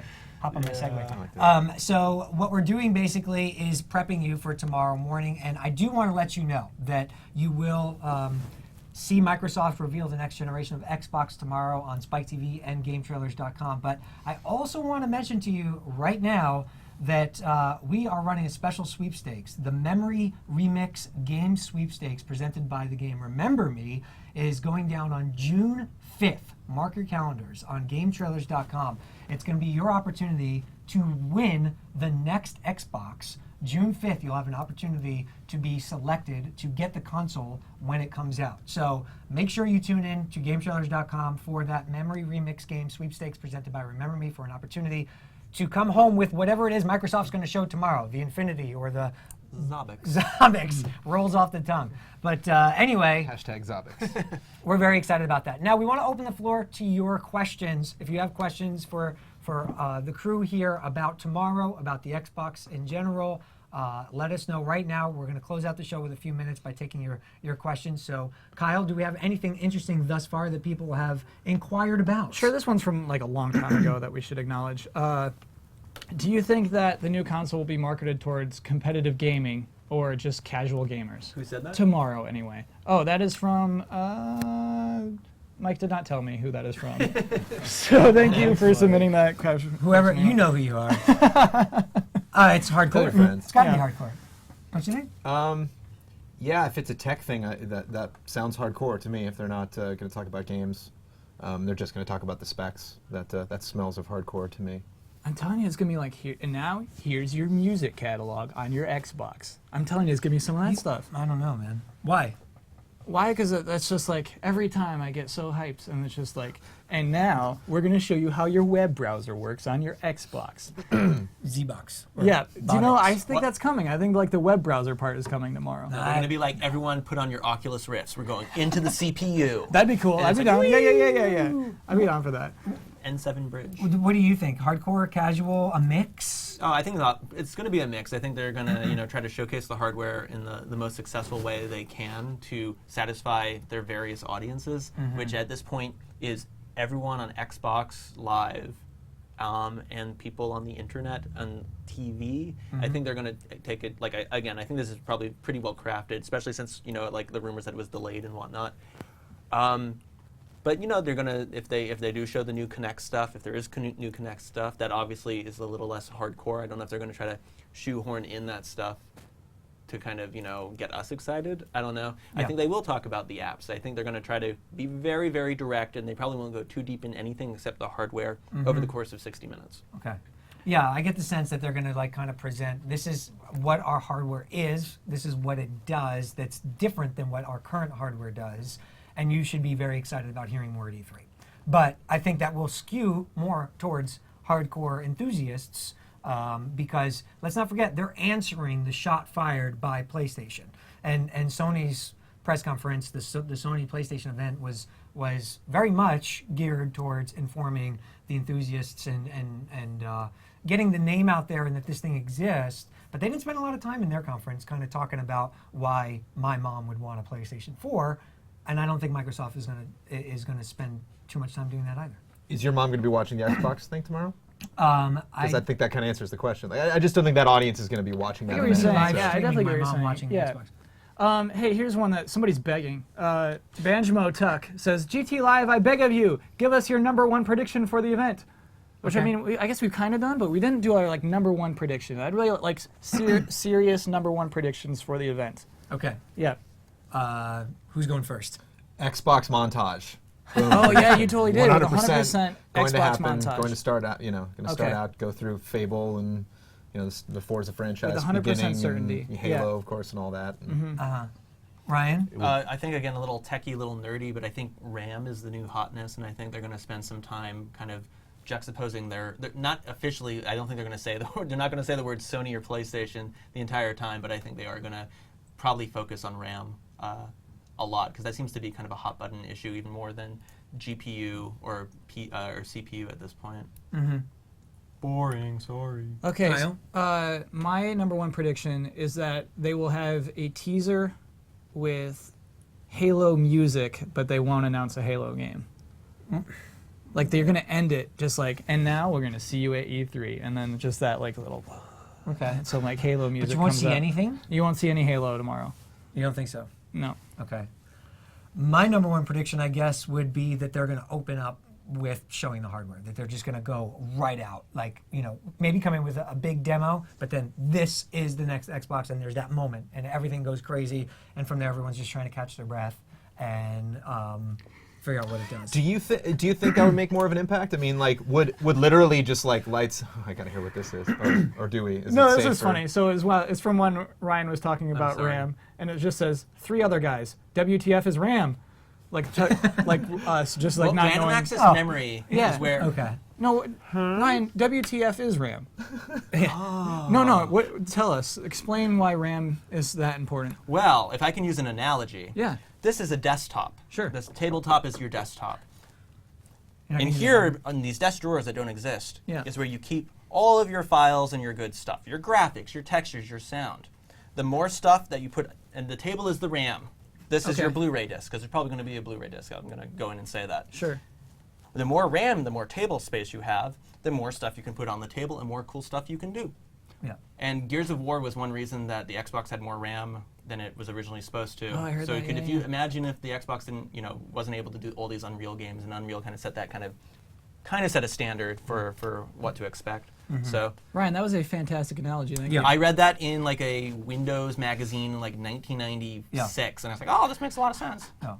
I heard this, like the library one, the same thing, shelves in the library. Oh, that's good. I like that. Books, you could put so many books, but then like you add 5 more Oh, shelves. actually, everyone hates your analogy. This is Confusing so analogy angry is about it. confusing. How is that? Come on, that was the Sesame Street They version. hated Horrible that. That's analogy. so funny. Do you want to talk about page swapping? imem.sys, autoexec.bat. We don't want to ram home the point. What other questions do we have? Please. Would you Hate it. guys try naming some of the positives of possible always online rumors? That is almost a challenge. That's a really good question. It's one of those rip off the Band-Aid things that so many opportunities open up once you do that, but it excludes a lot of people that obviously will be affected by whatever technical reasons, whether your power is out or whether you're moving or whether you don't like the internet for some crazy reason. I think it's one of those things that will happen in the future. Like color TV, we'll just wake up and we are always plugged in, so it won't be such an issue. But Yeah, but were there people going, all this color on this TV? well, I mean, they had to buy more TVs because Yeah, you had to like it's- buy a new TV to replace the old one. I mean, I know people were pissed off when new systems came out, when the Super Nintendo came out, or when the Atari 5200 came out. It's like I just bought one of these, Yeah. But there's so many factors involved in the always connected console. I mean, it's not like talking about adopting a new medium or a new format, moving from, cassettes to CDs to, MP3s. I mean, the concept is still the same. You have this thing that does this thing for you.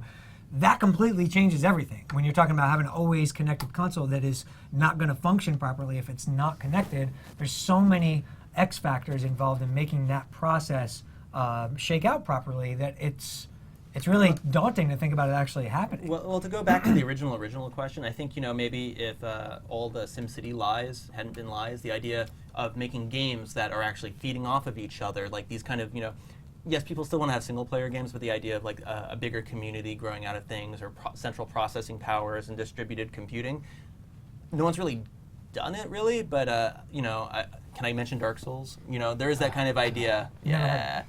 But there is that kind of idea where it would have been interesting if all of this stuff could really like gin up like something bigger and more, I don't know, something more interesting than what we could expect, or something that's as like locked down as we've seen like in an MMO or something like that. Yeah.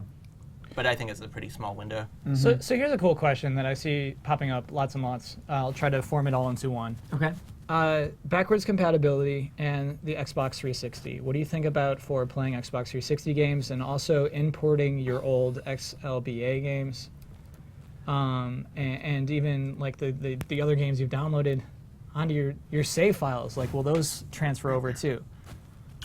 I would hope so, obviously. I mean, but look at what Sony's doing. So I think that is an opportunity for Microsoft to differentiate themselves and to say, in that console war, to look back and say, we're not going to neglect everything that you've done. And maybe that ties into the carrying over of achievements and carrying over this experience, and maybe the fact that they want it to be infinite. which may or may not play into the actual device. But I think that actually is an opportunity. Therein lies an opportunity for Microsoft to separate itself and make something better. What do you guys think? Yeah, I think there has to be some kind of embracing of, especially if they start off with the montage at both these press conferences of look at all these old great games, and they come out and they're like, well, you can't. Weren't those great? You can't play those anymore. Yeah. Like those games aren't a part of this experience, and so I think it's obviously a no-brainer. I can't make any accurate predictions on what they will do, but I think that'll be a huge loss. I just really like the idea of having a one-to-one relationship with a content provider, and between me and that person, like iTunes has gotten a lot better at this as far as owning music is concerned, where like you bought that album and it's done for the rest of your life, your contract with iTunes, you own that album, it's going to follow you whatever computer, whatever device you go to.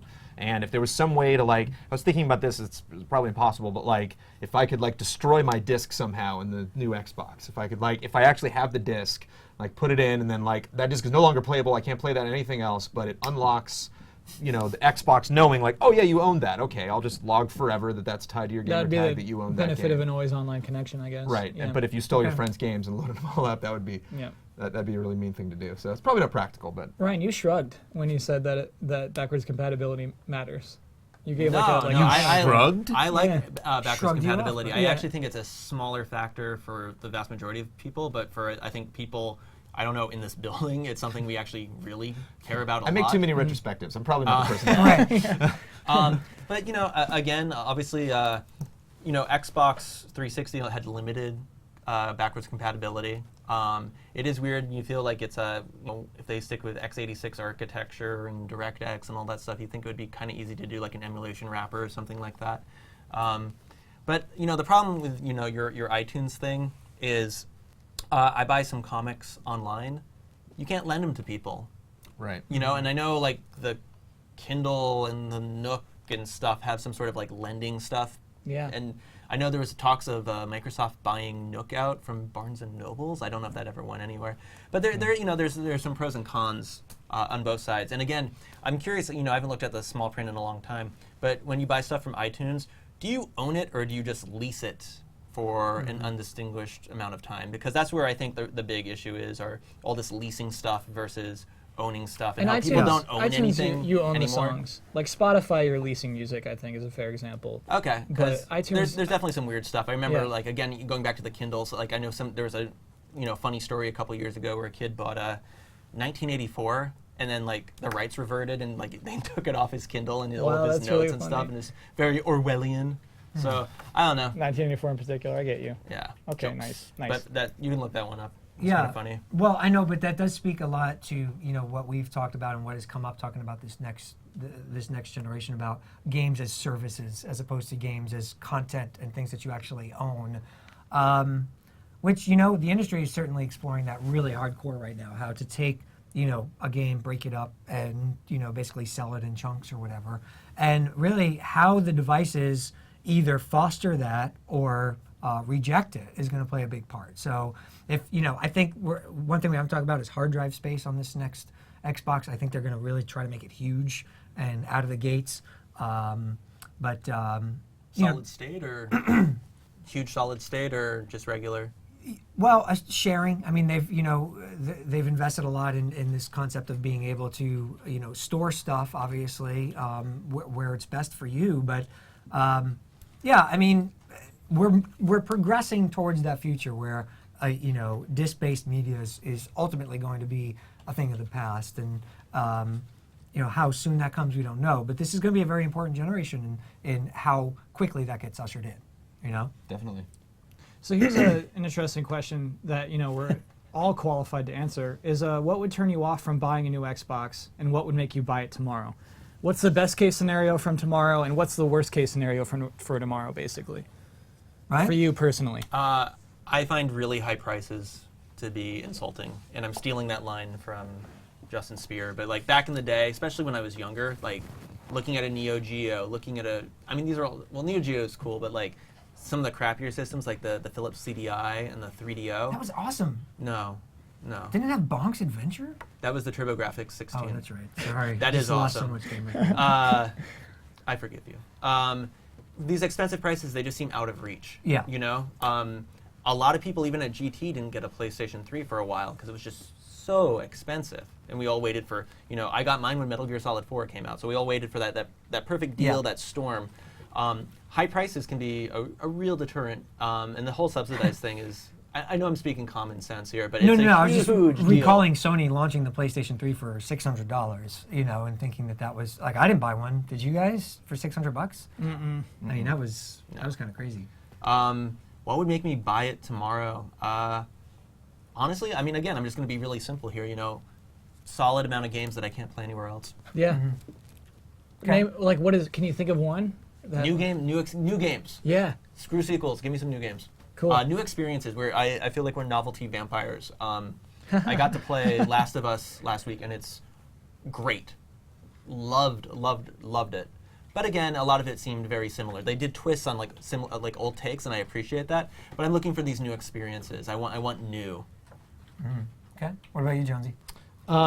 Yeah, I think the one thing that I'm really excited about would be, again, just the second screen. I think there's a lot of potential there. I just remember playing, God, was it Wind Waker, where you could be Tinkle and Tingle? It's Tingle. It's not Tinkle. Tinkle's a terrible. Like Tinkle's a worse name.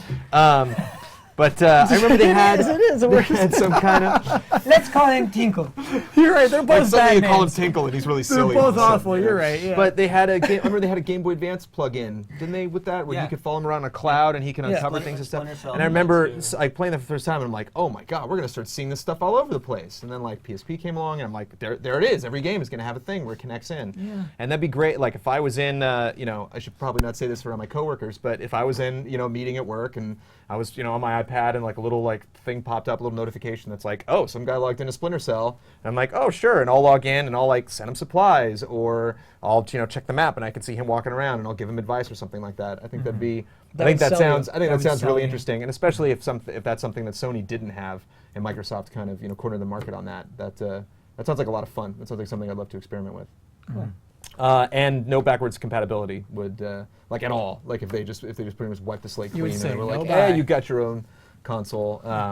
Yeah, that would be a bummer. It's a tough question to ask me because I'm so addicted to video games that I am going to buy both of these consoles like the absolute millisecond they come out. But if something was to turn me off and make me sad, it would probably be no backwards compatibility. Price, again, for me. I mean, because that's just... if it's out of reach, then it's just something that, I don't really look at it as an insult. I just look at it as, I'll wait, I'll wait until it's feasible. Now, if there are killer games that I'm like, oh my gosh, that's going to be amazing, and I'm thinking of both the PlayStation 4 and Xbox 3 Next, whatever it's going to be called, when I'm saying this, but if the price is approachable, it's a day one purchase for me. Both of them are. As far as the Xbox specifically, I would love to see those types of innovations, but really, if we did see something exclusive that was going to be really interesting, because we talked about the lack of exclusives. So if we did see something really interesting from an exclusive standpoint that we knew was going to be a launch title or some sort of exclusive content or something, that would be very interesting as well. But let's all be honest. I mean, we're gonna buy them, So it's just a matter of when, really, depending on the price. Yeah. So for me, okay, if they said Metal Gear Solid 5 is a next Xbox exclusive. I like that. Do I have to say it like that? Yeah, that's generally. If you're right, I keep using that voice. Hands out. Yeah. If the console were $1,200, I would still pay that to play Metal Gear Solid 5. Do you know what I mean? So that to me is the one that would say, yeah, I'll buy that. I'll buy that tomorrow. Were you one of those kids who rented consoles a lot from Blockbuster? No, I was wondering who those people were. But I have saved up. I've definitely saved up. Yeah. Nope, sorry, we're out of N64s. But the thing that would break it for me, where I would say I'm never going to buy that, is if Kinect is required for every game. If Microsoft says, hey, if you're making a game for our console, you need to have some sort of Kinect implementation into it. Even if it's optional? No, if they would say it's required. Oh, wow. They would tell developers every game is required to include Kinect functionality. Yeah, I'd be like, no, I'm out. That's it for me. That would be a huge turnoff. On that note, that's such a dark thing. Sorry, I wasn't even we're all thinking about having to take the thing out of the box and just, are you there? Yeah. Talk to it. It speaks to you. Okay, so do we have any last minute questions before we wrap up this edition of GT Live? Anything interesting here, Kyle? Yeah, so a lot of people, They want to know about like streaming and the cloud, and if they're going to do the same kinds of things that the PS4 is doing. Is that attractive to you, the idea of streaming games into your console? Yes. I mean, it's attractive to think about purchasing a game and starting to play it as it's downloading. Oh, I think they mean the actual like Gaikai and online. Oh, Recording yeah. gameplay and stuff. Where it's there's a farm somewhere that's sending you the signal and Online hopefully and Gaikai. I have to admit, there are so many times when I've been playing a game where I'm like, that will never, because I mean, you can imagine the stories that we tell each other at work, because we all work in, the video game industry, about the video game adventures that we have, and there's so many times where I'm like, that'll make a fun story, but nobody will ever believe that I did that I made that sticky, shot, or that one random glitch happen in that open world game, and to be able to always capture that 24 hours a day, 7 days a week, no matter what, that I know I'll have that ability to just like rewind and just. You're talking about the Sony capture the last 15 minute thing? Yeah. I hope that becomes standard, especially here. That sounds like for every console. Sure. That would obviously help us with work. Yes. Yeah. Oh, that would be cool, wouldn't it? Because I feel like that happens a lot to you guys when something very interesting suddenly happens in a game, and I hear, "Oh, I wish I was hitting capture on that." Mm-hmm. That's so interesting. Like that could be its own daily question show. Is like the PS4 moment of Rewind. yesterday. Whatever we like, one person brings in their fun moment. I would say though that if the OnLive / Gaikai type of mentality is standard, that it's kind of a double-edged sword. It increases accessibility, but I think it also kind of downplays the excitement or the value, because I mean people are going to really be just jumping in and out of so many games that. I mean, it's kind of like, now I turn on cable and there's like 500 channels of nothing. I think the better analogy is people with their Steam lists, right? Like if they do a PlayStation Plus, like, look at my back catalog. I bought all these games for $1, I think you do something like that with PlayStation Plus meets Hulu and stuff. Plus how, audiophiles were like, MP3s sound horrible, back in the late 90s, early 2000s. They still say that. They do, but guess what? Everyone downloads MP3s and like, like. Have you heard of Napster? No, what is that? I'm not tired. But that's 10. 10 puns. I think That we're wasn't on mine. 12 now. I think we're on Okay. 12 now. It was the RAM joke. I think like we had an editor here, Shola, who had OnLive, and it can be like watching real video sometimes from like the late 90s where it's all blocky and stuff. But if you're getting it for free or if you're getting it for cheap, maybe you won't care so much. I don't know. I feel like video game fans are way more into high fidelity stuff. Mm-hmm. So I think it is going to be a kind of an interesting balance for where that sweet spot's going to be. Even for the quasi-casual player, the guy who buys Call of Duty maybe buys like 2 other games a year. Or the guy who buys Madden and 2 other random games a year. Watch Dogs looks cool. Oh, why does it look so crappy when I'm streaming it? Right. And again, that goes back to like larger questions of bandwidth. We're one of the few countries I feel like where you don't have to pay for how far you go, even though metered bandwidth is happening to a degree. And fiber optics, how quickly is that going to be like laid down? And I think it's a bigger question, but I think I'm jumping like years into the future. But if this thing is going to sit in our house for 10 years, and same with the PlayStation 4. I think those are things where they have to be forward-looking, but without detaching themselves too much from the current present. Another interesting question along this line. Do you think that this next Xbox will be upgradable the way a PC is? Ooh, that's curious. I don't know. Yeah, I thought that was an interesting That question. is an interesting question. I think no. I think they don't benefit from making it upgradable Why not? because they can sell a new console later on. Basically, this whole iPad thing. Then that kind of takes the steam out of the next, Well, if they ever want to upgrade to an Xbox 4. Right. Do you If think they it's keep gonna be calling like- it Xbox, though. But But do know? you think Yeah. revisions are going to be gating people from certain games? Do you think it's going to become more like a PC where you can have an original Xbox, you can have an original PlayStation, or you can have the Xbox S or the PlayStation 4, the newest remodeled one with the grill that looks weird, Yeah. and they'll all play PlayStation games. But the second, people like to harp on the N64 Expansion pack is being like one of the few examples that didn't completely die on the vine like Sega CD or like the 32X. Yeah. And it's risky. I mean, it'd be cool if Rohan's Xbox is there, you have a Thunderbolt drive and you plug in your GPU X2 accelerator for better frame rates and stuff like that. I don't know. I mean, we've seen better loading times with the Xbox, right? If you install the hard drive, supposedly. Yeah. So there's been some weird kind of gains in that Yeah. direction, but not exactly. So probably not a focal point, but something that might enhance or augment the experience for those who are wanting to optimize the experience. Is that what you're saying? It could be. I really don't know. I'm not sure what to say on that one. The Bezo, what'd you call it? What? Xobs. Zobix. Zobix. Zobix. Zobix. You got All a hail quick, Zobix. quick trigger on that. Okay, So, any last questions? Are we all good here? Do we have time for one more question? I think we have time for one more Okay, question, right? so- We have time for one more question. So when the here. Xbox 360, launched, they tried very hard to get a lot of good Japanese games on the console, and now they've basically stopped. They've basically given up. Do you see this new console coming out? Will they try to make an effort in Japan again, or do you think forever Microsoft's video game consoles will just kind of let Japan be? That's a tough question because they really did try. They really made a really big effort. I'm not supposed to reveal this, but 99 Nights 3 tomorrow. Tomorrow? 2 million troops? No, they really did try, huh? They really did spent try. so and much even with the money. original Xbox, they got like Panzer Dragoon Orta and Oh, like you're right. Wow. and they grabbed some other PlayStation game. Well, I guess Oddworld's not really a Japanese game. Mm-hmm. I think it's a hard battle to win. I think they'll still put their pinky toe in, but maybe they won't really make it one of their fronts. Yeah. Yeah, I don't see them being aggressive in that space. I see them kind of letting the market dictate. We've seen some games and them, like you've talked about, kind of be specific. And there was a time where they've tried that, with titles that have come up here today, the Blue Dragon, Lost Odyssey, Blue things Dragon, like yeah. that. But, I feel like they probably feel a little jaded. Like, hey, we gave this a really good shot. We I don't brought on all know, these like people. what more they could have done. Yeah, exactly. If it didn't work then, why would it work now? Especially Yeah. when that market is not as into. They would have to buy Monster Hunter, right? Yeah. They would have to buy Monster Hunter like exclusively. Or Dragon Quest. I don't know Yeah. what to do for it. Yeah. Yeah. Or Dragon's Dogma exclusive. So to everyone who was asking that question, it's not likely. It's not likely, according to our estimation. Well, an hour and 40 minutes in, and we appreciate your time so very much.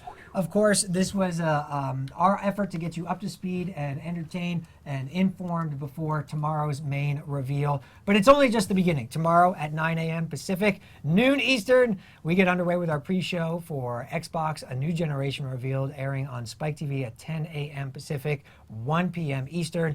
Also online on GameTrailers.com. If you want to see the next generation of Xbox, tune in, watch it tomorrow. Let us know your thoughts. We'll be following up throughout the day, of course, with coverage of the big reveal and incorporating your input throughout the day as well. And of course, we have our post show at 11 a.m. Pacific and 2 p.m. Eastern. So. Thank you so much for joining us on GT Live, helping us break in the new set, which will get polished up in the coming weeks, of course, as we add a little bit more to it. But we appreciate everyone for tuning in, and we'll see you bright and early in the morning for Xbox A New Generation Reveal. Peace out. It happens just twice a decade. The start of a new generation of gaming. New games, new experiences. On May 21st, only Spike and GT are live in Seattle when Xbox unveils what's next, including Call of Duty, Ghosts. Xbox, A New Generation, revealed. Spike's exclusive coverage begins Tuesday, May 21st at noon Eastern, 9 a.m. Pacific on GameTrailers.com. And immediately following the announcement, GTTV's Jeff Keighley is live with Don Matrick for the official post-show. Go behind the scenes for an inside look at the new Xbox as Jeff goes hands-on at Microsoft.